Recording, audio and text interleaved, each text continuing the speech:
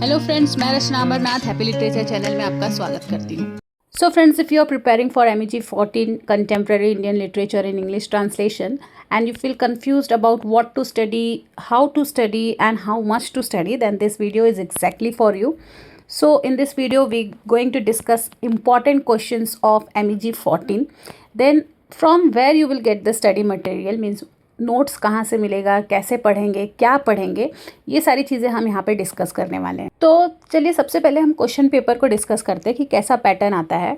तो 5 क्वेश्चंस रहेंगे टोटल। तो क्वेश्चन नंबर 1 जो है वो है reference to context. In this question you will be given 6 passages and you have to attempt any 4. Each passage is for 5 marks, so total will be 20 marks. Okay, then for each passage you need to write about 150 words. ठीक है, 150 words का आप एक passage लिख सकते हैं, मतलब RTC लिख सकते हैं, आपको 5 मार्क्स मिल जाएगा.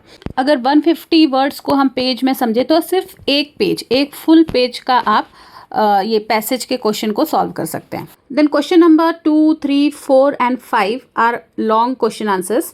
सो from question number 2 to question number 5 each question is for 20 marks. और इसमें सबको आपको इंटरनल चॉइस मिलेगा. ओके, लाइक क्वेश्चन नंबर 2, इसमें आपको क्वेश्चन नंबर 2 में 2 क्वेश्चंस रहेंगे, उनमें से आपको एक सिलेक्ट करना है. फिर क्वेश्चन नंबर 3 में फिर से 2 क्वेश्चंस रहेंगे, उनमें से आपको एक सिलेक्ट करना है. तो इसको बोलते हैं internal choice. Question number 4 is usually from short stories. जो आपको सिलेबस में है शॉर्ट स्टोरीज, उसमें से ज़्यादातर रहता है. Sometimes it is divided into 2 parts, part A and part B, each for 10 marks. So you have to attempt both parts, but within each part you may get a choice. Then question number 5 is usually from non-fiction. जैसे आपको syllabus में है Mani Mahesh, on Ismat, then Premchand biography and Karukku. ठीक है, तो question number 2, 3 वो क्या है, जो तुगलक, समास्कारा, फिर तमस, इनमें से पूछा जाता है. क्वेश्चन नंबर 4 तुम्हारे शॉर्ट स्टोरीज और क्वेश्चन नंबर 5 नॉन फिक्शन. ठीक है, now the next thing is from where to study. हमारा स्टडी मटेरियल कहाँ से है, सोर्स क्या है.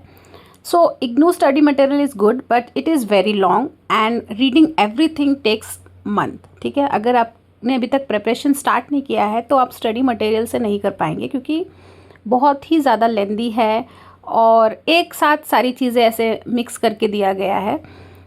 तो अगर आपको इग्नू स्टडी मटेरियल से पढ़ाई करना है तो फिर आपको बहुत पहले से स्टार्ट करना होगा. So most of the students they are working, so they don't have that much time. So what is the solution? Solution is to study smart. Okay, and this is exactly where my video comes in. Means you have to watch all the videos. जितने भी videos मैंने बनाए हैं इस topic पर, मतलब MEG 14 पर, वो सारे वीडियोज़ बिना किसी भी इस वीडियो को स्किप किए, बिना सिंगल वीडियो को स्किप किए आप सारे वीडियोज़ देख लीजिए. I have created detailed video lectures for many topics of MEG 14 like Samaskara, Tughlaq, Tamas, all the short stories and non-fiction text and even RTC passages. So when you watch these videos, you will understand the entire text in very less time and you will find everything important. Okay, everything important for the exam, no extra fluff. So my first request to you is go to my channel playlist, find the MEG 14 playlist and start watching all the videos one by one.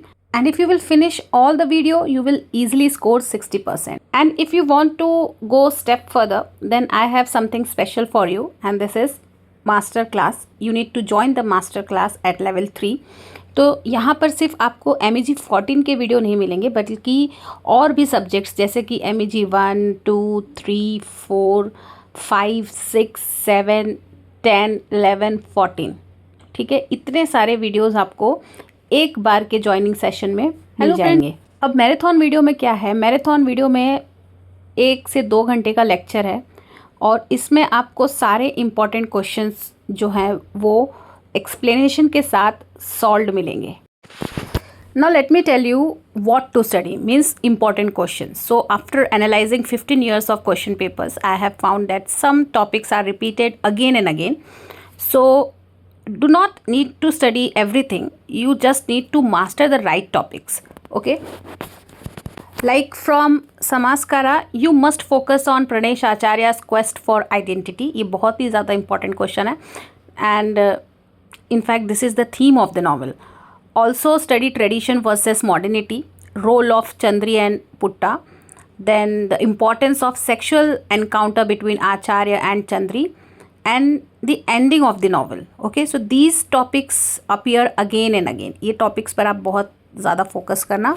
Now from Tughlaq, the most repeated question is about contemporary relevance. Okay, so you must understand how the play connects to modern Indian politics. Contemporary relevance का मतलब कि अब का जो politics है उससे ये play कैसे कनेक्ट करता है.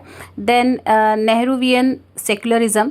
Also study the theme of power, the motives of chess and disguise. Then the opposing extremes in Tughlaq's character. Tughlaq's personality मतलब इसमें तुगलक का जो स्प्लिट पर्सनैलिटी दिखाया गया है उसके बारे में आपको बताना है.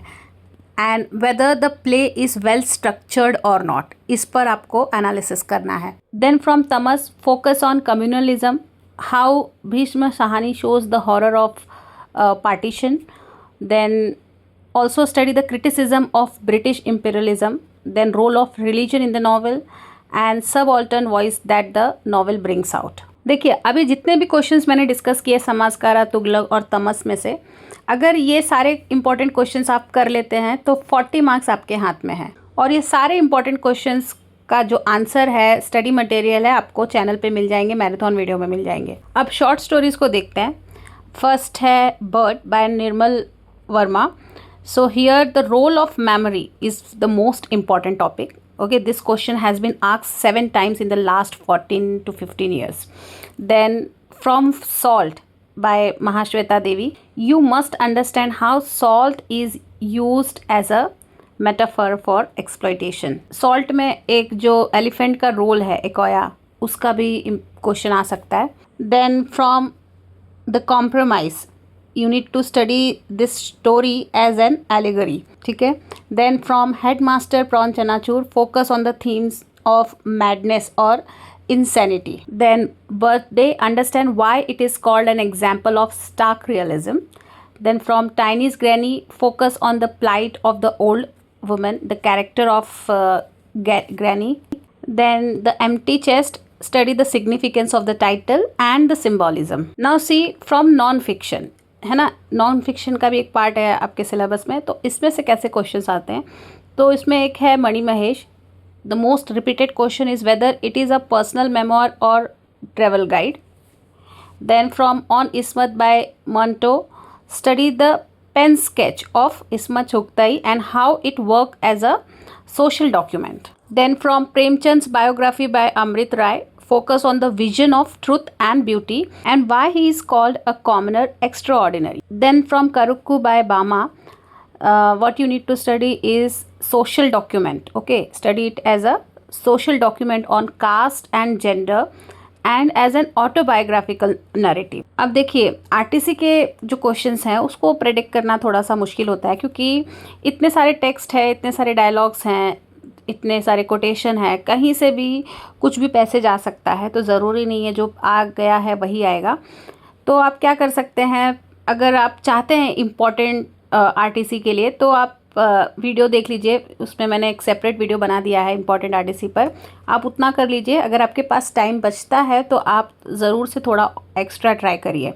अब देखिए पेपर आप कैसे लिखेंगे, आपको 3 आवर्स मिलने वाला है. तो आरटीसी में आपको 4 क्वेश्चंस को अटेम्प्ट करना है. तो मैं कहूँगी एक क्वेश्चन के लिए आप 10 से ज़्यादा मिनट मत दीजिए. तो टोटल आपका 40 मिनट्स हो जाएगा. तो 40 मिनट्स आप आरटीसी के लिए दीजिए. बाकी जो बचे क्वेश्चंस हैं उसके लिए हर एक क्वेश्चन के लिए आप 30 मिनट्स दीजिए. अगर आप ऐसे टाइम को मैनेज करेंगे फिर भी आपके पास 15 मिनट्स एक्स्ट्रा बचता है, तो आप उसमें एक बार पेपर को अच्छे से पढ़ लीजिए. कुछ पॉइंट्स छूट रहा है तो उसे ऐड कर सकते हैं, आप रिवाइज़ कर सकते हैं अच्छे से. तो इस तरीके से अगर आप मैनेज करेंगे टाइम को तो आपका जो पेपर है वो 100% कंप्लीट होगा. See friends, the most important tip is do not leave any question unanswered.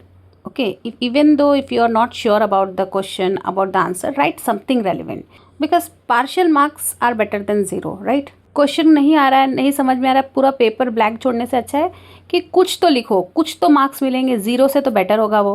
तो फ्रेंड्स इस वीडियो में बस इतना ही। अगर आपको ये वीडियो अच्छा लगा है, आपके लिए हेल्पफुल है, तो प्लीज़ इसे लाइक करना ना भूलें। तो वीडियो को देखने वाले तो बहुत होते हैं, लेकिन फीडबैक बहुत कम लोग देते हैं। तो मैं आपसे रिक्वेस्ट करती हूँ, फीडबैक दीजिए अपने ये लाइक के फॉर्म में, कमेंट के फॉर्म में। और चैनल को अभी तक अगर आपने सब्सक्राइब नहीं किया है तो प्लीज़ इसे सब्सक्राइब भी कर लीजिए। तो मिलते हैं मेरे नेक्स्ट वीडियो में एक नए टॉपिक के साथ। तब तक के लिए आप अपना ख्याल रखिए। बाय।